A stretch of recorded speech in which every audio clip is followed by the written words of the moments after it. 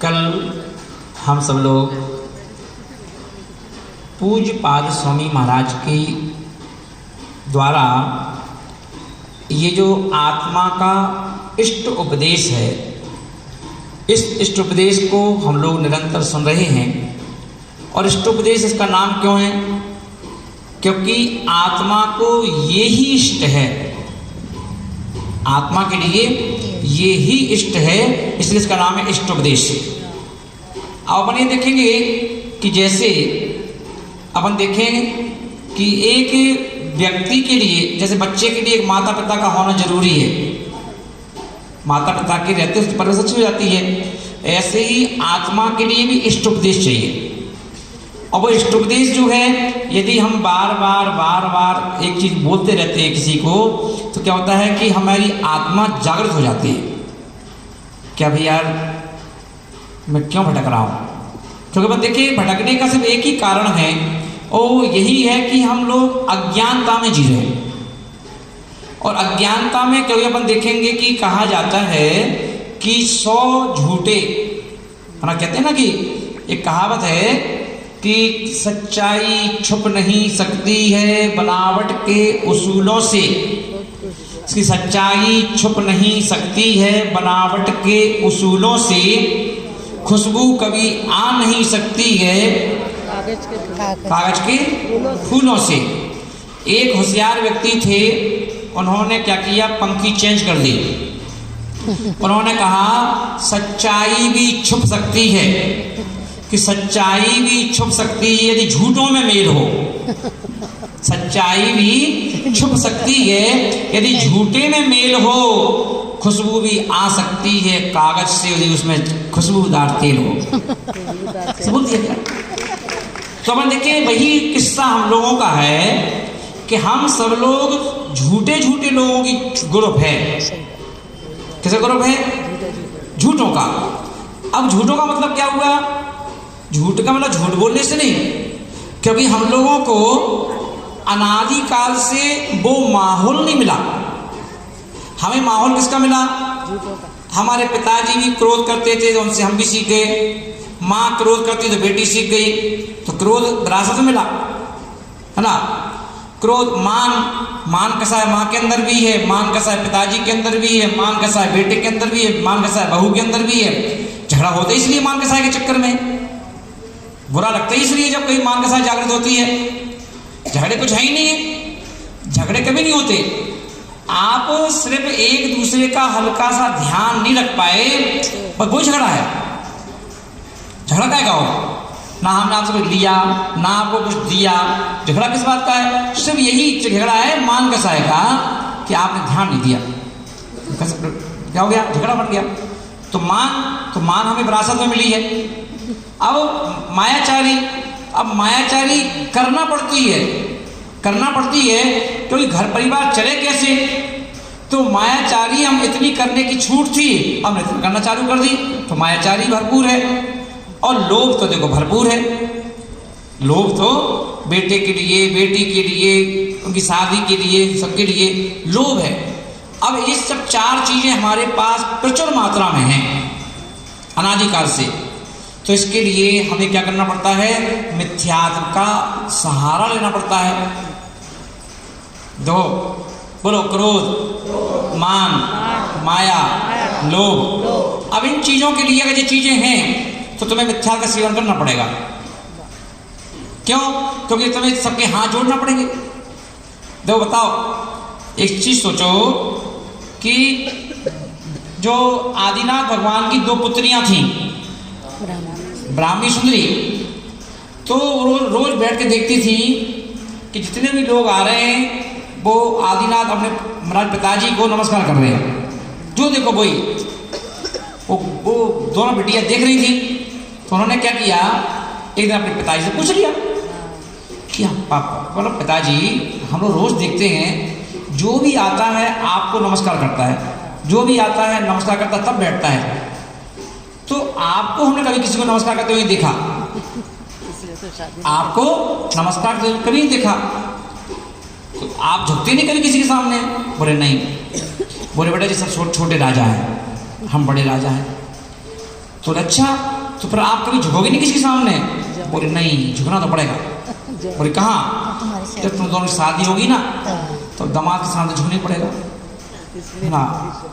तब जाकर के ब्राह्मणी सुंदरी ने शादी ना करने का फैसला कर लिया कि जो पिता आज तक किसी के सामने झुका नहीं, वो हमारे चक्कर में झुकना पड़े उसको। बोले नहीं, हम अपने पिताजी के मान सम्मान के चक्कर में शादी नहीं करेंगे। और नहीं की उन्होंने शादी। सोचो तो देखो, झुकना कब बताया उन्होंने? आदिनाथ भगवान ने बताया। हम सामान्य व्यक्ति की बात नहीं कर रहे।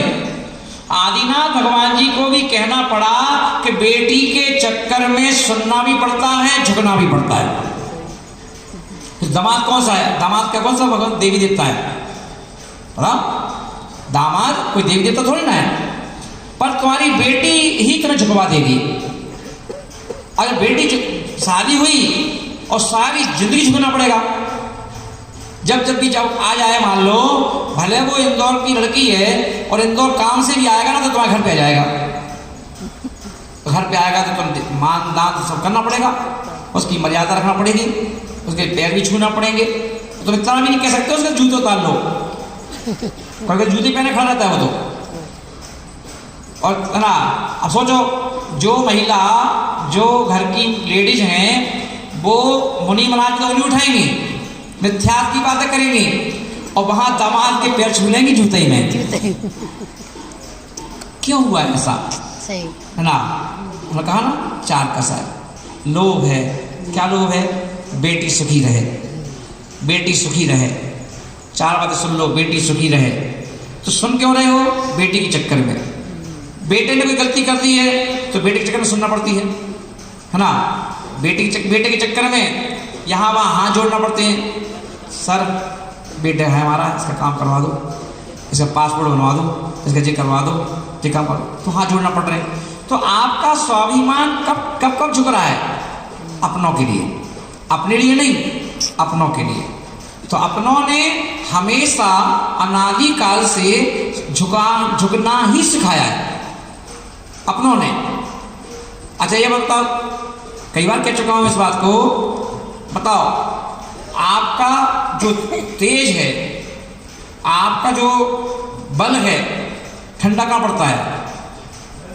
घर के लोगों के सामने। बाहर तो आप अच्छे खासे की दैया कर दोगे, पर घर में आते ही सांप भी बाहर ही उधम मचाता है, जब घुसता है तो सीधे चुपचाप अनाथ से।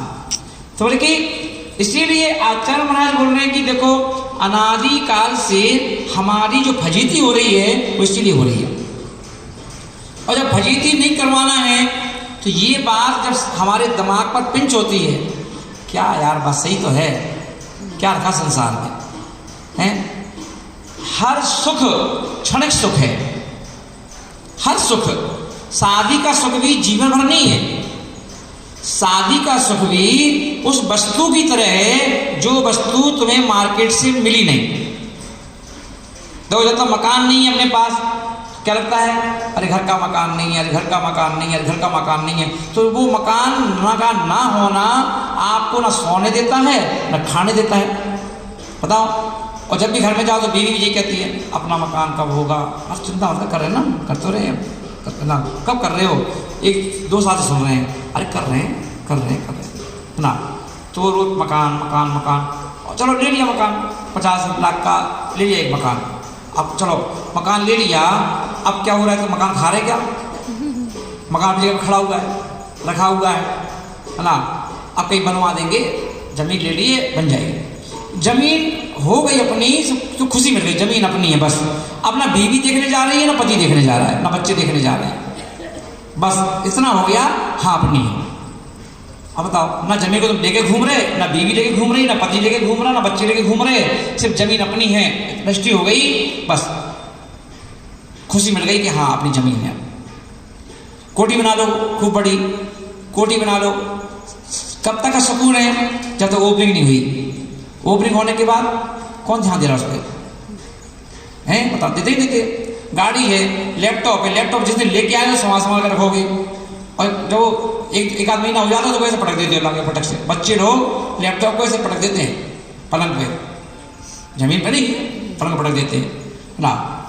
और ऐसे चलाते नया व्यक्ति जो बेचारा पहली बार लैपटॉप लाया होगा, देखा होगा, वो एक एक उसके स्विच को क्या करता है बड़े आराम से,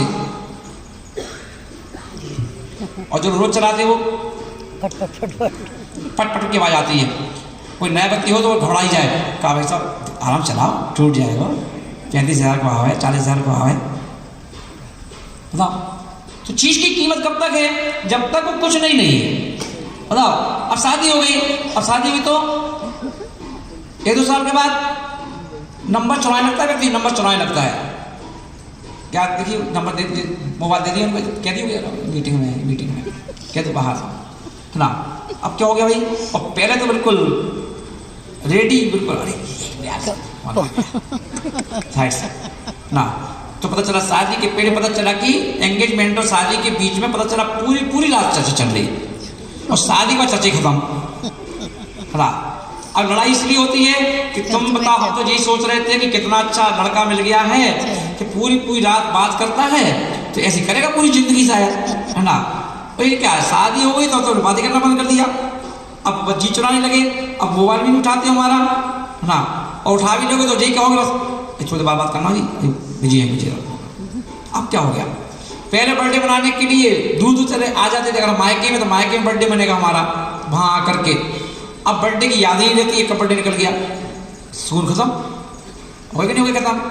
तो आज समझ बोल रहे हैं कि दुनिया में आप चाहे चेतन हो चाहे अचेतन हो, किसी भी चीज का सुख जो है वो क्षणिक सुख है। कैसा सुख है? क्षणिक, है ना।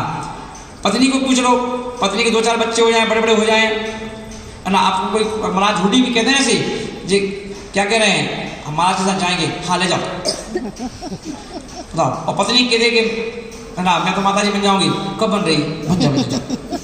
अब कोई प्रेम बचा क्या? नहीं बचा ना। क्यों? क्योंकि क्षणिक सुख। तो दुनिया के सारे जितने भी दिखने वाले सुख हैं वे सुख नहीं, अपितु दुखों की शुरुआत है। दुखों की शुरुआत है। सुख कहाँ है? सुख है जब आप इन सारे दुखों से क्या कर दो, पर्दा डाल दो इन पर। अब हमें इनको नहीं देखना है, हमें अब सुख चाहिए। वो सुख कहाँ है? आत्मा का सुख, आत्मा का सुख ना। बोले कि क्योंकि कि चेतन प्रभु वर कैसा, है ना, कैसा है कि चेतन राजा कैसा है, बोलो चेतन राजा कैसा है, सिद्ध प्रभु के जैसा है। तो जो मेरा कौन सा चेतन, जिसे अपन आत्मा बोलते हैं, ये चेतन राजा। तो ये चेतन राजा कैसा है? बोले सिद्ध प्रभु के जैसा है, जैसे सिद्ध है वैसा है।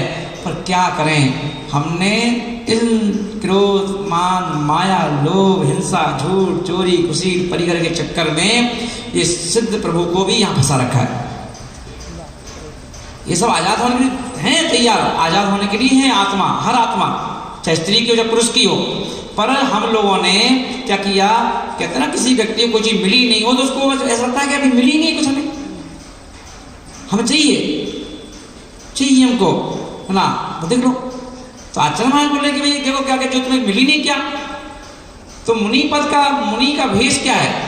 राजाओं महाराजाओं का भेष है, हम लोगों का नहीं है। किसका भेष है ये? राजा महाराजाओं का। पहले के समय में श्रेष्ठी होते थे, अतः पैसा, जैसे अंबानी का बेटा अगर मान लो वो ले ले दीक्षा, अंबानी का बेटा एक माना की दीक्षा ले ले, तो अब बताओ वो किसी व्यक्ति से क्या उम्मीद रखेगा? धन की, बताओ, मोबाइल की, लैपटॉप की, रखेगा क्या? वो पूरी जिंदगी निकल गई इसी में। अब वो क्या कहेगा, अब तो जो चीज हमने नहीं करा है ना वो बताओ। ध्यान करो, हाँ करेंगे, जाप करो, हाँ करेंगे, स्वाध्याय करो, करेंगे। अब उसका ध्यान नहीं जाएगा ही नहीं। अब जिस व्यक्ति ने, पर अपन की स्थिति क्या है, अपन लोगों की पंचम काल में कि हम लोगों को हर चीज नहीं दिखाई देती है, तो हम लोग क्या करते हैं, उसी में लग जाते हैं ना। मोबाइल मिल जाए तो ऐसा लगता है कि स्वर्ग मिल गया, मोक्ष मिल गया, तो और मोबाइल मिल गया और लैपटॉप मिल गया तो क्या नहीं क्या है, तो ऐसा लगता है कि अरे भैया पूरी अब तो सारी क्या है, कायनात हमें मिल गई। पूरी की पूरी, है ना। किस पे खुश हो रहे हो, किस पे खुश हो रहे हो भाई, है ना। ये चीज़ें तुमने देखी नहीं है ना, इसलिए तुम्हें ऐसा लग रहा है। जिन जो लोग देख चुके हैं, जो चीज़ें जो से मतलब व्यर्थ हो गया, व्यर्थ हो गए कि नहीं हो गए ना। व्यर्थ हो तो पहले के लोग मोक्ष मार्ग क्या है, हमारी जहाँ पर सारी इच्छाएं खत्म हो जाएं, बोलो सारी दीक्षा, दीक्षा, जहाँ ना कोई इच्छा वही होती दीक्षा, इच्छाएं खत्म हो जाएं। तो इसलिए गृहस्थों को घर छोड़ने में टाइम लगता, सारी इच्छा पूरी कर चुके ना। अब क्या करना है, चलो भैया थोड़ी एक काम बचा है जो अपन कभी नहीं किया वो अब करो, उसका नाम दीक्षा, दीक्षा है। तो दीक्षा का मतलब ये अभी जब अभी अपन क्या इच्छाओं में डूब रहे हैं, इच्छाओं में चाहिए अपन को इच्छाएं, है ना। आप कभी सोचो विवेक कि दुनिया विवेक का काम देख रहा है और विवेक मोबाइल में लगा है, बताओ वो दूसरे में खुश हो रहा है, कहते नहीं, बताओ क्या कर रहे हैं। दुनिया आप देखो कीमत अपनी, हम अपनी कीमत अपनी खुद नहीं कर पाएंगे। जिस दुकान पर दूध बिकता है लाइन लग करके, उसके घर के लोगों को अपने घर का दूध पसंद नहीं आता, वो दूसरी जगह पे दुकान में जाकर दूध पीता है तो वो कहता क्यों भाई तुम यहाँ दूध पीते हो, अरे यार यहाँ का दूध बहुत अच्छा लगता है, इसलिए इस दुकान पे आते हैं। तो तुम्हारी दुकान में क्या है, बेकार है क्या ना। तो आपको अपनी चीज की अहमियत खुद ही नहीं है तो दूसरा कैसे करेगा, ये बताओ। तो है कि नहीं, बताओ ऐसा ना। आपको अपना लैपटॉप है तो वो दूसरे का देखोगे तो ये बहुत अच्छा, कहाँ से लिया, कब लिया इसको, ऐसे लाल भड़का रहे हो जैसे कभी तुमने मोबाइल नेटों में देखा हो। अरे भैया जो है उसमें संतुष्ट रहो, हमारा यही अच्छा है ना। एक व्यक्ति ने मुझसे पूछा, महाराज जी आप महाराज बन गए, अब आपका क्या लक्ष्य है, किस जैसा बनना चाहते हो, आचार्य विद्यासागर जैसा, आचार्य विलास सागर जी जैसा, विश्व सागर जी जैसा, विमल सागर जैसा, कैसा बनना चाहते हो। मैंने कहा अरहंत जैसा। अरे बोले विद्यासागर जैसा नहीं, हमने विद्यासागर जैसे तो बन गए हम, जितने महाराज हैं दुनिया में, आचार्य उपाध्याय साधु वैसे तो बन ही गए, वैसे आहार कर रहे हैं, वैसे केशवंश कर रहे हैं, वैसे बिहार कर रहे हैं, सब कुछ बन चुके हैं उन जैसा। अब तो अरहंत जैसा बनना, अब अगला टारगेट अरहंत है तो उसके बाद सिद्ध बन जाएंगे, अरहंत बनना। तो क्यों डोले हम किसी में, क्यों नहीं डोले भाई। तो यहाँ पर आचरण में संतुष्ट तो ना हो, संतुष्टि है कि नहीं आपको, नहीं है, आप इसी में लगे, उसी में लगे, आप अपना कीमती टाइम दे रहे हो। आप अपना कीमती टाइम कहाँ निकाल रहे हो, कभी कभी अपने आप से पूछो कि मैंने इतना पूरे 24 घंटे में से आप 18 घंटे कम से कम जागृत रहते हो, 18-15 घंटे, उन 15 घंटों में आप कभी कभी एनालाइज करो कि आपने क्या किया उन 15 घंटों में। 15 घंटों में आप देखोगे तो आपने मोबाइल ज़्यादा टाइम निकाला, मोबाइल में या सोने में। अब मोबाइल चला दे, आंखें भारी हो जाती हैं तो सो जाते हो, उठते हो फिर मोबाइल में जाते हो, जी तो कर रहे हो, इसमें क्या सुख है बताओ, खुद सुख है क्या कुछ नहीं है। तो आप इसी में तो लगे हो, तो आप अपने कीमती समय को खो रहे हो। तो इसलिए आज हमारे इष्टोपदेश क्या है, इष्टोपदेश कि भैया जागृत हो ना। ठीक है आप संसार सागर में हैं, वो मजबूरी है हमारी, संसार सागर में हैं तो उसके लिए भी जो थोड़े बहुत काम है वो करते रहेंगे हम, पर ऐसा नहीं कि उस काम के चक्कर में सारे ही काम छोड़ दो ना, बोल के नहीं। क्या करो, अपनी टारगेट करो अपनी आत्मा की तरफ, है ना। क्या करो, आत्मा की ओर। अभी एक बहुत अच्छा उदाहरण आया अंबानी जी का। अंबानी जी का एक बहुत पुराना बॉडीगार्ड है, उसका नाम तो मुझे पता नहीं, मैं भूल गया, तो उसका बॉडीगार्ड है। तो उन्होंने अभी क्या किया, उन्होंने उसकी तनख्वाह बढ़ा दी, जितनी भी देते होंगे तो उसके उसमें 10-50 हज़ार रुपया बढ़ा दिए तनख्वाह में। तो बढ़ा दिए, कोई रिएक्शन नहीं आया। अंबानी को लगा कि बहुत खुश होगा, वाह भैया आपने तनख्वाह बढ़ा दी, बहुत अच्छा खुश हो जाऊँ ना।